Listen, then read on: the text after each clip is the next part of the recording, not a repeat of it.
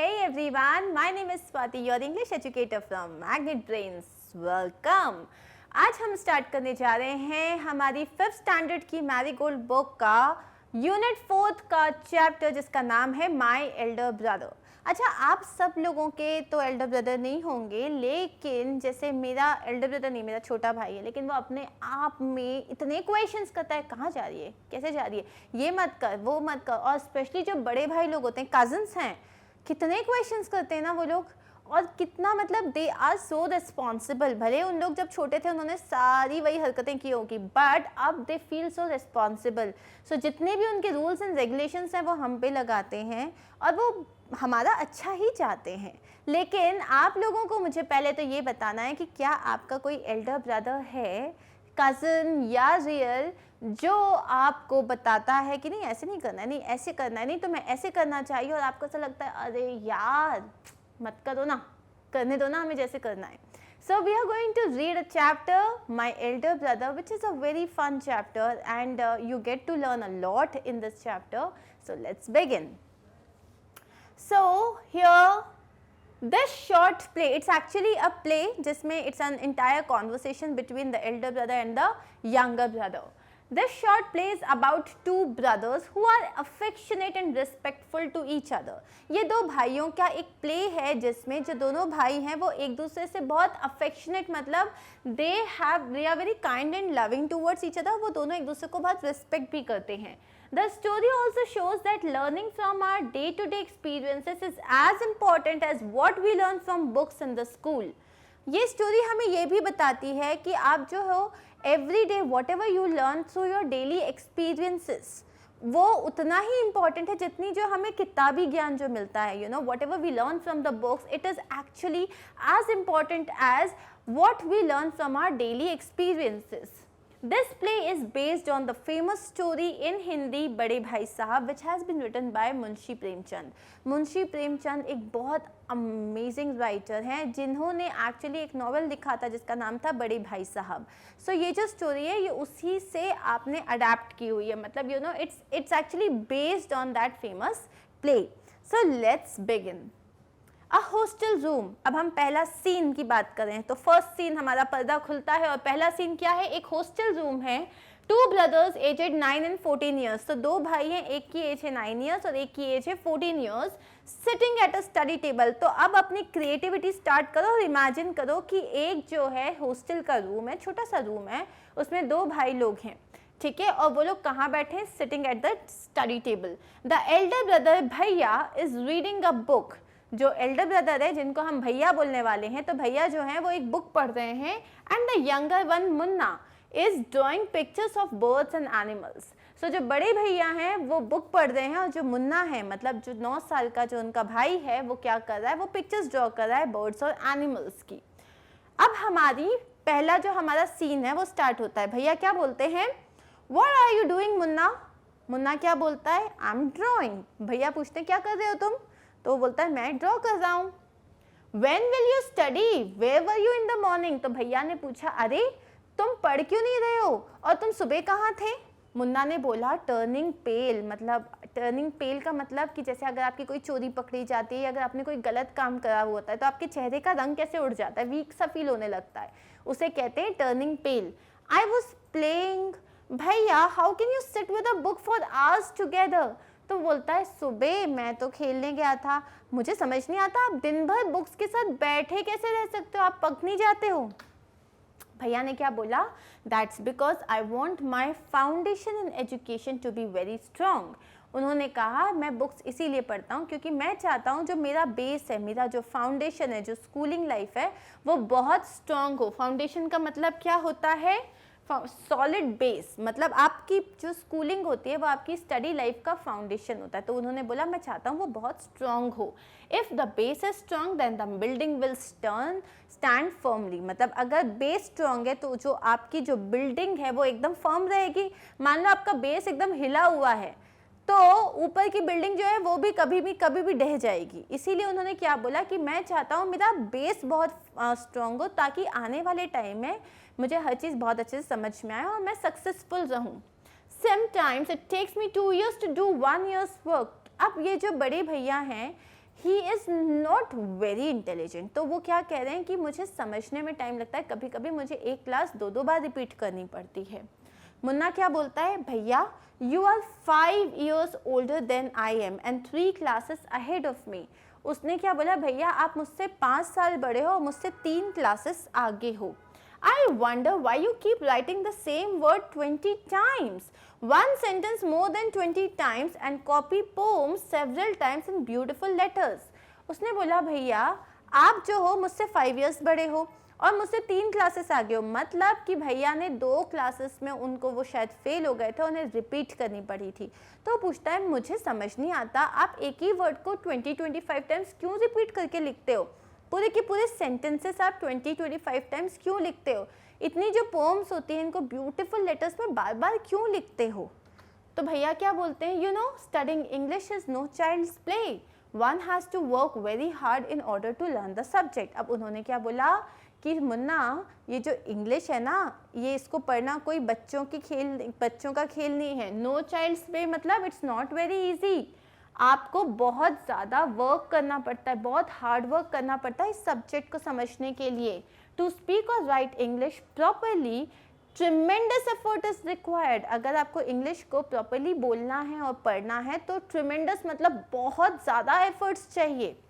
But the moment you get a chance you run to the field, play marbles and fly paper kites and or sit idling away with friends for fun। लेकिन जैसे ही तुम्हें time मिलता है तुम क्या करने लग जाते हो, तुम जो हो फील्ड में चले जाते हो खेलने के लिए, मार्बल्स खेलने लग जाते हो, कंचे खेलने लग जाते हो, पतंग उड़ाने लग जाते हो, या कुछ नहीं तो अपने फ्रेंड्स के साथ बैठ के बातें करने लग जाते हो। तुम बैठ के पढ़ नहीं सकते। तो मुन्ना क्या बोलता है, ओ भैया there is a big fair in the village today, should we go. तो यहाँ पे एक वर्ड मिसिंग है which is fair, FAIR, fair मतलब होता है मेला। तो उसने क्या बोला, ओ भैया पता है गांव में बहुत बड़ा मेला लगा है, हम देखने के लिए चले। Have you ever seen me going to a fair or going to watch a cricket or hockey match. अब भैया क्या बोल रहे हैं, क्या तुमने मुझे कभी कोई मेले में या क्रिकेट मैच खेलना देखने के लिए या हॉकी मैच देखने के लिए जाते हुए देखा है। I don't go near them, मैं उनके पास भी नहीं जाता। I prefer to study a book, उससे ज़्यादा मैं क्या कोशिश करता हूँ कि मैं बैठ के पढ़ लूँ। तो उन्होंने क्या बोला, I don't mind repeating a class for more than 2 years but you might stay in the same class all your life. भैया ने क्या बोला कि तुम्हें पता है क्या, भैया उसको डांटने लग गए। उन्होंने बोला मुझे एक क्लास 2 या 3 साल रिपीट करने में कोई प्रॉब्लम नहीं है, लेकिन जिस हिसाब से तुम पढ़ाई कर रहे हो, पूरे टाइम खेलते रहते हो, तुम तो पूरी लाइफ एक ही क्लास में रहोगे। Do you expect to pass if you waste your time playing all the time. तुम्हें लगता है तुम पास होगे अगर तुम पूरा टाइम खेलते ही रहोगे। You are simply wasting father's hard earn money. तो हमारे जो फादर हैं जिन्होंने इतनी मुश्किल से वो पैसा कमा रहे हैं, हार्ड अर्न मतलब जब बहुत मुश्किल से जब आप पैसे कमाते हो तुम तो सिंपली उसको वेस्ट कर रहे हो। Munna starts crying on being scolded and sobbing sounds वाह वाह बा हु आर हर्ड। अब क्या होता है, जैसे ही भैया इतनी जोर से डांट देते हैं मुन्ना रोने लग जाता है, जोर जोर से रोने लग जाता है, उसको इतनी जोर से डांट पड़ी होती है। तो अब मुन्ना क्या बोलता है, भैया I feel like running away and going back home. तो अब उसको बहुत गुस्सा आ जाता है और उसको बहुत बुरा लगता है, बोलता है मुझे लगता है मैं यहाँ से भाग जाऊँ और वापस घर चले जाऊँ। तो भैया क्या बोलते हैं, now stop crying, put on a nice smile, look I will make a time table for you to follow, get up at dawn. उन्होंने बोला अच्छा ठीक है चलो आप चुप हो जाओ, बिल्कुल रोना बंद करो, मैं काम करता हूँ, मैं तुम्हारे लिए एक टाइम टेबल बनाता हूँ, ठीक है, तो तुम सुबह सुबह उठ जाना। अब ये टाइम टेबल बनाया भैया ने, क्या बनाया, सुबह 6 बजे उठो, wash your hands, have your breakfast and sit down to study. सुबह 6 बजे पढ़ना स्टार्ट, 6 बजे से 8 बजे तक इंग्लिश पढ़ो, 8 बजे से 9 बजे तक मैथ्स करो, 9 से 9:30 तक हिस्ट्री करो। अब उसके बाद 3:30 PM then off to school, ठीक है। अब 5 to 6 PM मतलब 9:30 से 3:30 तक पूरा आप स्कूल में हो। 5 to 6 ग्रामर करो, half an hour for strolling, आधे घंटे के लिए तुम टहल सकते हो। 6:30 to 7 आप इंग्लिश कॉम्पोजिशन करो, फिर खाना खा लो। 8 से 9 ट्रांसलेशन करो, 9 to 10 हिंदी करो और 10 to 11 बाकी सब्जेक्ट्स करो, फिर सो जाओ।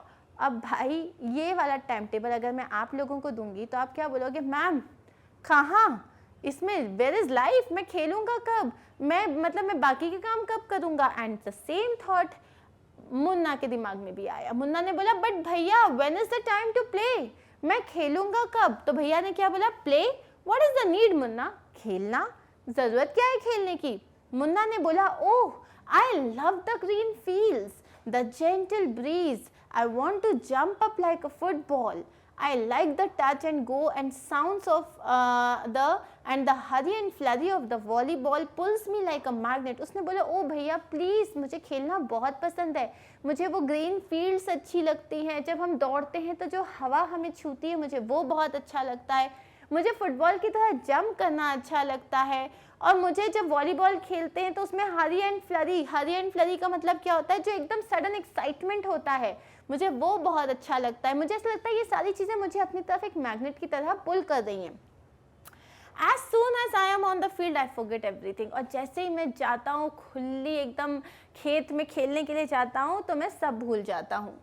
The final exams are over. अब ये एक फर्स्ट सीन में ये पूरा डिस्कशन हुआ भैया का और मुन्ना का। अच्छा, इसमें हमने एक चीज़ देखा कि भैया कुछ नहीं करते, भैया सिर्फ पढ़ते रहते हैं, सुबह से लेके रात तक वो कंटिन्यूसली पढ़ते हैं, ना वो कुछ खेलते हैं, ना वो कोई थोड़ा सा भी रिक्रिएशनल एक्टिविटीज़ करते हैं। क्या ये सही है? क्या लिटरली हमको बिल्कुल भी नहीं खेलना चाहिए, कोई रिक्रिएशनल एक्टिविटीज़ नहीं करनी चाहिए? ये गलत है, क्योंकि हमारे माइंड को हमें रिलैक्स करने की बहुत ज़्यादा ज़रूरत होती है। And the best thing to do that is go out, do some physical exercise, play out in the sun. So वो बहुत ज़्यादा इंपॉर्टेंट होता है। अब हमारा फर्स्ट सीन ओवर है, सेकंड सीन स्टार्ट होता है। सेकंड सीन में क्या दिखा रहे हैं वो कि फाइनल एग्जाम्स हो चुके हैं, ख़त्म हो चुके हैं और रिजल्ट्स आ गया है। भैया alas I have failed once again. अब भैया जो है वो फिर से फेल हो गए हैं। मुन्ना ओ बट भैया I have passed and topped my class, now there is only 2 years difference between us. तो उसने क्या बोला, ओ भैया लेकिन मैं तो पास हो गया और मैं फर्स्ट आया हूँ अपनी क्लास में, अब आपके और मेरे बीच में सिर्फ 2 years का डिफरेंस है। भैया but my dear brother don't be so proud, you have passed only 1 class and you think that I am stupid and you are smart. बोलते हैं मेरे भाई ज़्यादा प्राउड होने की ज़रूरत नहीं है, तुमने 1 क्लास पास कर लिया है ठीक है, लेकिन तुम्हें क्या लगता है तुम मुझसे ज़्यादा इंटेलिजेंट हो, मुझसे ज़्यादा स्मार्ट हो? Once in a while in a gulli danda game you might get lucky and hit a goal. हो जाता है कभी कभी, आप गुल्ली डंडा खेलते हो तो आप एकदम मतलब सही तरीके से मार देते हो और आप कभी कभी लकी होते हो और आपका गोल हिट हो जाता है, लेकिन हमेशा ऐसा नहीं होता। You might get lucky and hit a goal but that does not mean you have mastered the game. हो जाता है कभी कभी, हम एक बार गुल्ली डंडा खेलते हैं, हमारा एकदम गोल लग जाता है और हमारा परफेक्ट स्कोर हो जाता है, लेकिन इसका मतलब ये बिल्कुल नहीं है कि आपने जो है गेम को मास्टर कर लिया, मतलब एकदम परफेक्ट हो गए हो।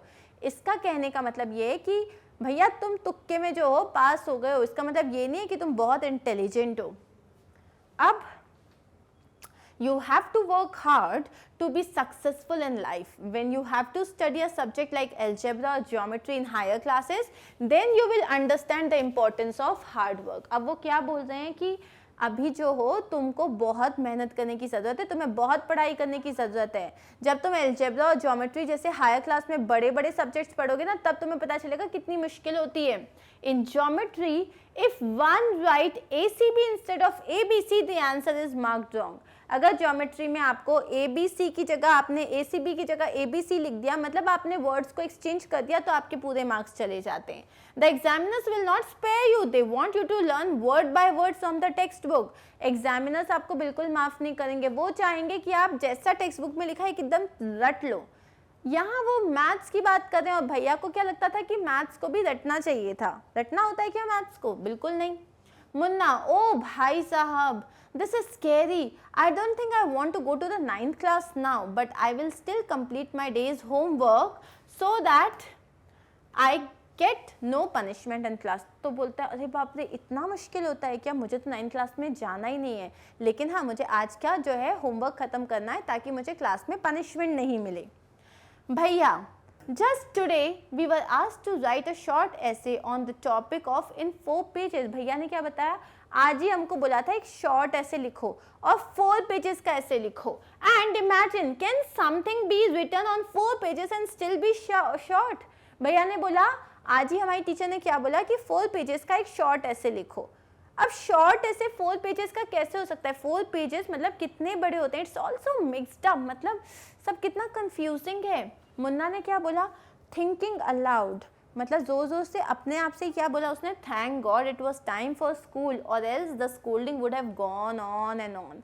मतलब अब क्या हुआ, अचानक से स्कूल का टाइम हो गया तो मुन्ना ने मन में सोचा थैंक गॉड स्कूल का टाइम हो गया, वरना भैया तो डांटते ही रहते।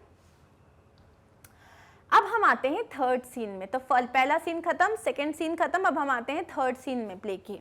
The results were out once again and it so happened that Munna pass and भैया फेल्ड अगेन।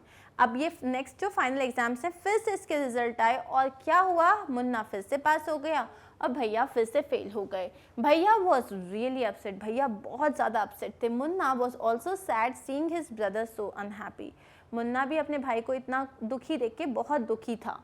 भैया now becomes gentler with Munna, भैया अब उससे बहुत जेंटल तरीके से बात करने लग गए थे। Munna became naughtier because of this and studied even less than before. तो मुन्ना जो था इसमें अब भैया जेंटलर हो गए तो डांट नहीं रहे थे, तो मुन्ना और नॉटी हो गया और पहले से भी कम पढ़ाई करने लग गया। मुन्ना टॉकिंग अलाउड, हाँ I am lucky I can pass easily, I need not study so hard, now I can play games with my friends and fly kites, but I should still be careful that भैया does not see me flying kites. अब मुन्ना बड़ा खुश है कि वाह, मतलब मेरे लिए तो एग्जाम्स मतलब बच्चों की बात है, मैं तो हमेशा पास हो जाता हूँ। अब मैं अपने फ्रेंड्स के साथ ज़्यादा खेल सकता हूँ, मैं काइट्स उड़ा सकता हूँ और जो है मैं बहुत सारा टाइम स्पेंड कर सकता हूँ अपने फ्रेंड्स के साथ। मुझे बस एक चीज़ का ख्याल रखना है कि भैया ना देख ले। One day, a kite was flying slowly downwards. Munna starts running in order to grab it. Suddenly, he comes face to face with भैया। एक बार क्या होता है, वो पतंग उड़ा रहा होता है तो पतंग कट जाती है तो वो नीचे आ रही होती है, तो मुन्ना जो है वो पतंग को लेने के लिए दौड़ लगाता है उसकी तरफ, और तभी क्या होता है, भैया सामने आ जाते हैं। अब मुन्ना भैया को देखता है, डर जाता है। भैया catching hold of Munna's hand, aren't you ashamed to be playing kites all day long? भैया उसको क्या बोलते हैं कि तुम्हें शर्म नहीं आती, तुम दिन भर पतंग उड़ाते रहते हो। Don't you realise that now you are in the 8th class and are not studying in a lower class. भैया क्या बोलते हैं, तुम्हें नहीं समझ में आ रहा है कि तुम 8th स्टैंडर्ड में आ गए हो, अब कोई छोटी सी क्लास में नहीं हो तुम। If you think that I am just 1 class ahead of you and I can't say anything, you are wrong. उन्होंने बोला कि अगर तुम्हें लगता है कि मैं तुमसे बस 9th क्लास, एक ही क्लास आगे हूँ और मैं तुम्हें कुछ नहीं कह सकता, डांट नहीं सकता, तो तुम बिल्कुल गलत सोच रहे हो। I am 5 years older than you are and will always be. मैं तुमसे 5 साल बड़ा हूँ और हमेशा 5 साल ही बड़ा रहूँगा। हो सकता है कि आने वाले टाइम में मैं फिर से फेल हो जाऊँ, हो सकता है हम दोनों 9th स्टैंडर्ड में आ जाएं, लेकिन मैं तुमसे 5 साल बड़ा हूँ और मैं हमेशा तुमसे 5 साल बड़ा ही रहूँगा। Understanding doesn't come only from reading books. Look at माँ एंड बाबा। उन्होंने क्या कहा कि सिर्फ पढ़ाई, सब्जेक्ट्स, बुक से नॉलेज नहीं आता है। माँ और बाबा को देखो, माँ has never gone to school and बाबा has only pass 5th class. माँ और बाबा जो है, माँ कभी स्कूल नहीं गई और जो हमारे बाबा हैं, मतलब जो हमारे डैड हैं, वो सिर्फ 5th स्टैंडर्ड तक पढ़े हुए हैं। मुन्ना रियली भैया, इज दैट ट्रू? सो मुन्ना क्या बोलता है, क्या सही में भैया पापा सिर्फ 5th स्टैंडर्ड तक पढ़े हैं? भैया yes, there are 1000 things that need no more than you और मी। ऐसी हज़ारों चीज़ें जो उन्हें तुम्हें मुझसे ज़्यादा पता है। And even if we have studied the wisdom of the whole world, माँ एंड बाबा will always have the right to explain to us and correct us. और हो सकता है हमको पूरे दुनिया का नॉलेज मिल जाए, हमें पूरे दुनिया का विजडम मिल जाए, लेकिन उसके बाद भी हमारे माँ और बाबा जो रहेंगे, उनका राइट रहेगा, उनका हक रहेगा कि वो हमें हमारी चीज़ों के लिए टोक सकें, एडवाइस कर सकें, सजेस्ट कर सकें, मना कर सकें। Now, what would you do if I were to fall sick today? तो उन्होंने क्या बोला कि तुम मुझे एक बात बताओ, अगर आज मेरी तबीयत खराब होगी तो तुम क्या करोगे? मुन्ना ने क्या बोला, I don't know भैया, I would tell Baba and he would rush to the hostel. Munna ने बोला मुझे नहीं पता मैं क्या करूँगा, मैं बाबा को कॉल करूँगा और वो जल्दी से हॉस्टल आ जाएंगे। भैया आहा, I had expected this answer. Now, Baba would not get upset. तुम तो क्या हुआ? मुन्ना ने बोला मुझे नहीं पता, मैं तो परेशान हो जाऊँगा, फटाक से बाबा को बुला लूँगा। तो उन्होंने बोला यही आंसर मैं तुमसे एक्सपेक्ट कर रहा था, लेकिन अगर तुम यही चीज़ बाबा को बताओगे तो वो अपसेट नहीं होंगे। He would first try to find out what was wrong. पहले वो ये सोचेंगे कि उसकी तबीयत खराब क्यों हुई है, and then he would call a doctor. उसके बाद वो एक डॉक्टर को बुलाएंगे। बाबा would know exactly what to do. बाबा को एग्जैक्टली पता रहेगा क्या करना है। They have more experience than us. जो कि हमें बुक से नहीं मिलता। क्यों? बाबा को क्यों पता है? क्योंकि उन्हें एक्सपीरियंस ज़्यादा है और दैट इज़ इम्पॉर्टेंट। मुन्ना क्या बोलता है with tears in his eyes, भैया I am sorry, what you say is true. उसने क्या बोला कि आप सही बोल रहे हो, आप मुझसे बड़े हो, आपको नॉलेज ज़्यादा है, आपको विजडम ज़्यादा है, विच doesn't come from books which comes from experience. तो वो रोने लग जाता है, अपने भैया को हक कर लेता है।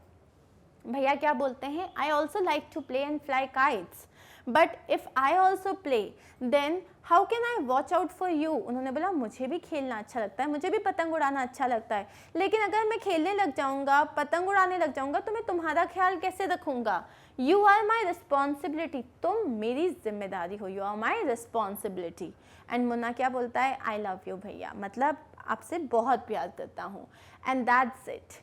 सो इस छोटी सी जो हमारा ये जो प्ले था, इससे हमें क्या पता चलता है? That first of all a lot of things actually, first of all that the elders, you know, हमारे जो बड़े भाई लोग होते हैं, हमारे बड़े सिबलिंग्स होते हैं, टीचर्स होते हैं, पेरेंट्स होते हैं, they are very much experience than what we are and we should listen to them, because हो सकता है कि वो उतने ज़्यादा पढ़े लिखे नहीं हो, लेकिन उनका एक्सपीरियंस है जिससे उनको हमसे कहीं ज़्यादा नॉलेज मिलता है। अबव ऑल हमसे बड़े हैं तो हमें उनके लिए बहुत ज़्यादा रिस्पेक्टफुल होना चाहिए। So guys, that was it and here we are done with reading this wonderful play and now it's time to start doing the question answers. Before that, let's quickly recapitulate all the difficult words that we had seen in the chapter. Foundation मतलब solid base. Schedule मतलब जो उसने बोला था schedule बना लेते हैं, schedule का मतलब होता है एक टाइम टेबल। ऐसे क्या होता है? ऐसे मतलब होता है किसी भी सब्जेक्ट पे जब आप एक कॉम्पोजिशन लिखते हो, एक पैराग्राफ लिखते हो, उसे हम बोलते हैं ऐसे। आइडलिंग का मतलब क्या होता है? टाइम वेस्ट करना, just without any purpose, lazy. Mastered का मतलब क्या होता है? किसी पर्टिकुलर सब्जेक्ट में आपने बहुत ज़्यादा एक्सपीरियंस गेन कर लिया है, आप बहुत स्किल्ड हो गए हो, तो उसको हम क्या कहते हैं? So here we are done with the reading of this chapter. Now what we are going to do, we are going to see कि हमें ये चैप्टर कितने अच्छे समझ में आया है, क्योंकि चैप्टर तो समझ में आ गया है, लेकिन क्वेश्चन आंसर्स जब हम करेंगे एक प्रॉपर रिविजन भी हो जाएगा and we will understand how much have we understood. So in our next video we are going to start with the NCERT solutions. So stay tuned and connected. I'm going to see you very soon. Thank you. Bye bye.